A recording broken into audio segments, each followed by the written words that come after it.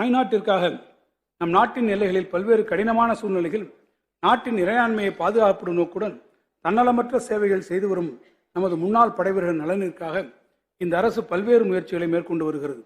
வீட்டு வரி தொகையினை மீளப்பெறும் சலுகை தற்போது கைம்பெண்கள், போரில் ஊனமுற்ற படைவீரர்கள் போன்ற சில பிரிவினர்களுக்கு மட்டுமே வழங்கப்படுகிறது. வரும் நிதியாண்டில் இருந்து குடியிருப்புகள், சொத்து வரி, வீட்டு வரி தொகையினை மீளப்பெறும் இத்திட்டத்தினை அனைத்து முன்னாள் படைவீரர்களுக்கும் நீட்டிப்பு செய்து வழங்கிட ஆவண செய்யப்படும். இதனால் சுமார் 1,20,000 முன்னாள் படைவீரர்கள் பயன்பெறுவர்.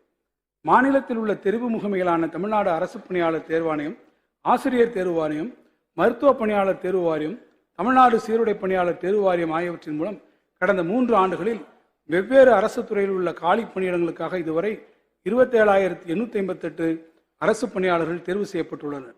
இது தவிர பல்வேறு அரசு துறைகள் மற்றும் உள்ளாட்சி அமைப்புகள் மூலமாக 32,709 பேர் பணி நியமனம் செய்யப்பட்டுள்ளார்கள். ஆக மொத்தம் இந்த அரசு பொறுப்பேற்ற 2.5 ஆண்டுகளில் 60,567 பேர்களுக்கு அரசு பணி நியமனம் வழங்கப்பட்டுள்ளது. மேலும் 10,000 பணியிடங்களை நடப்பு நிதியாண்டிலேயே நிரப்பும் பொருட்டு உரிய நடவடிக்கைகளை அரசு துரிதமாக மேற்கொண்டு வருகிறது. அரசு அலுவலர் குறைந்த வாடகையிலான குடியிருப்புகளின் தேவையை அதிகரித்து வருவதை நிறைவு செய்யும் வகையில் சென்னை சைதாப்பேட்டை தாடண்டர் நகரில் 147 கோடி ரூபாய் செலவில் 3 லட்சம் சதுரடி பரப்பில் 95 பி மற்றும் 133 சி வகை குடியிருப்புகள் கட்டுவதற்கு திட்டமிடப்பட்டுள்ளது. ஓய்வூதியதாரர் இறக்க நேரிட்டால் குடும்ப உறுப்பினர்களுக்கு தமிழ்நாடு அரசு ஓய்வூதியதாரர்களின் குடும்ப பாதுகாப்பு நிதி திட்டத்தில் நிதி உதவியாக 50,000 ரூபாய் வழங்கப்படுகிறது.